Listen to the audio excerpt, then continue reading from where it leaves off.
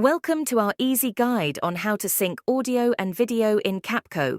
By following these simple steps, you'll be able to create stunning edits that synchronize perfectly. Let's dive right in. Begin by adding the videos you want to sync with audio into your Capcut project. Click on the Audio tab, then select Sounds. Choose a suitable song from the available options or upload your own. Click on the added song, then tap on Beats and turn on Auto-Generate Beats. This feature helps mark the beats of the song automatically. After enabling Auto-Generate Beats, you'll see yellow dots marking where each beat occurs in the song.